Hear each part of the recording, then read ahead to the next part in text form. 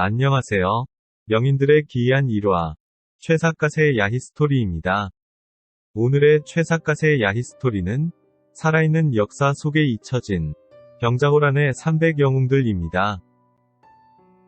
오늘 살아있는 역사 속에 잊혀진 300영웅들에 대한 후손들의 과오 메커니즘 실패의 한 사례를 소개하고 숨겨진 비사가 아닌 살아있는 역사로 바로 세우는 초석이 되기를 기대해 본다.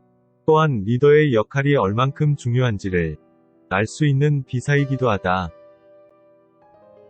인조 14년 1636년 병자 12월 14일 임금은 창덕궁을 떠나 남한산성으로 피신한다. 종묘사직 신주와 함께 왕자와 비빈들은 강화로 피란시키고 인조도 뒤따르려 했으나 적이 이미 무악재, 양천, 김포 쪽 길을 막아 할 수 없이 남대문을 지나 송파나루를 건너서 관료 1만여 명과 군사 1만 2천 명을 데리고 남한산성으로 피란했다. 청의 주력 부대가 이틀 뒤 송파나루 삼전도 들판에 도착하여 남한산성을 포위하고 숨통을 조이듯 서서히 좁혀 들어왔다.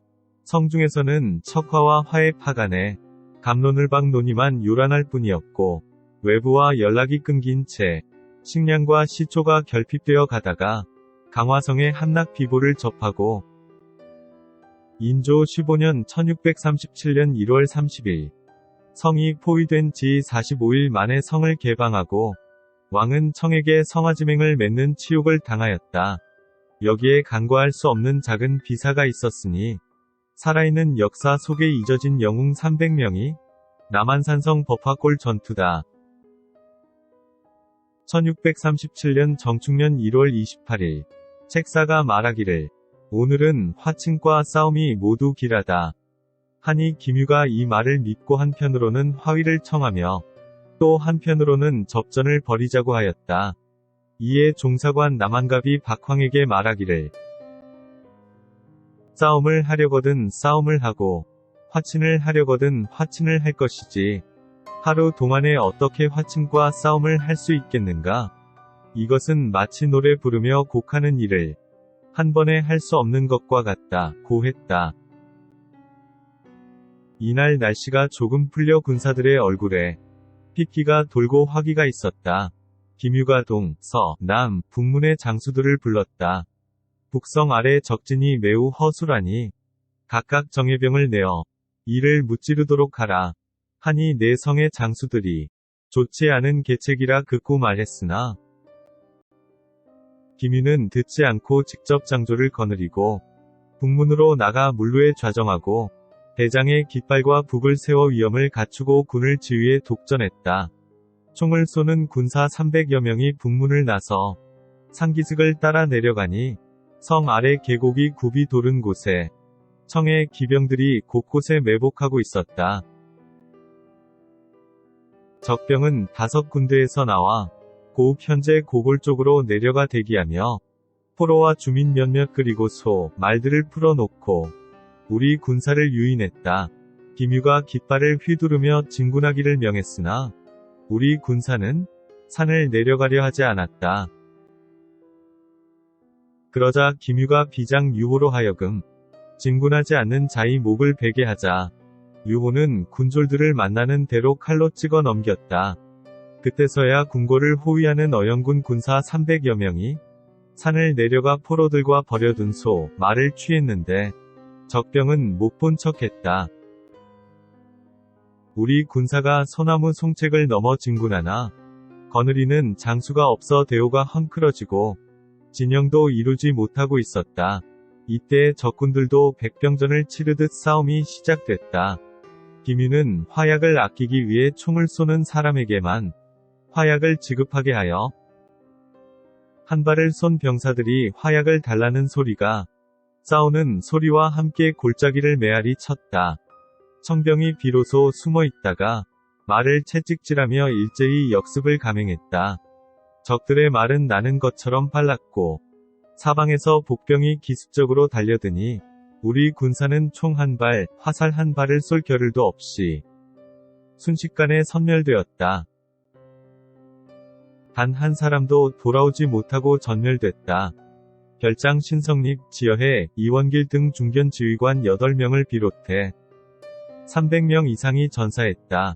청나라 군사는 죽은 자가 겨우 2명뿐이었다.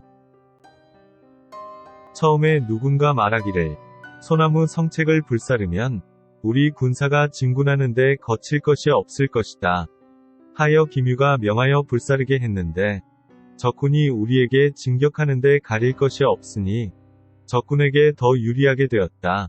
산비탈이 험준에 뒤돌아서기가 어렵고 깃발을 휘둘러 퇴각을 명했으나 선과 거리가 멀어 보이지도 않아 모조리 섬멸됐다. 유호는 전사자가 40명 정도라고 축소해 보고했다. 유호가 퇴군시키지 못했다는 죄를 초관에게 씌우고 초관의 목을 베니 사람들이 모두 원통해 했다. 김유는 스스로 싸우다가 스스로 패배하고는 허물을 돌릴 곳이 없게 되자 북성장 원두표가 병사들을 퇴각시키지 못하고 구하지 못했다고 핑계하여 극형에 처하려 하였다. 이에 좌상 홍서봉이 이르기를 수장이 이를 저질러 놓고 부장에게 죄를 돌려서야 되겠는가 했다. 할 수 없이 김유는 왕의 어전에 엎드려 대죄하고 처벌을 기다리며 원두표의 종군은 곤장을 때리며 매질로 거의 죽게 만들었다. 가뜩이나 정예병이 부족한 산성의 현실에서 이들의 죽음은 너무 큰 손실이었다. 즉흥적이고 섣부른 작전이 부른 비극이었다. 그러나 패전의 진상 파악과 책임자에 대한 처벌은 제대로 이루어지지 않았다. 군병들의 생명보다 자신의 공이 더 중요했던 영의정 김유의 앞뒤 없는 욕심에 밀려 성 밖으로 나섰던 군병들은 청나라 군의 그 뻔한 매복에 걸려 차가운 눈 위에서 숨져가며 무슨 생각을 했을까? 병사들을 사지로 내몰았던 김유는 살아남았을 뿐 아니라 병자호란 이후인 1644년에 두 번째로 영의정 자리에 올랐다.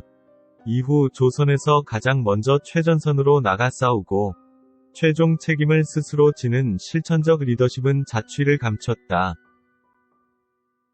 병자호란이 끝난 후 임진왜란 때의 공신이나 순절한 장평 등은 나라에서 벼슬과 정려 등으로 그 공을 기렸으나 정묘 병자호란 등 청나라에 대항해 순절한 선열에 대해서는 전란 후 청나라의 눈치를 보느라 제대로 공을 기리지 못했다. 그 이후 법화골 전투에서 희생된 정예병 300명이 고귀한 죽음과 구천을 떠도는 그들의 원령을 달래는 진원제나 의령비 건립 같은 것은 생각할 기력조차 없었고 세월이 흐름에 따라 세인들의 기억에서도 망각되고 말았다. 최사갓의 야히스토리 구독해 주셔서 감사합니다. 좋아요, 구독, 알람 꼭 눌러주세요.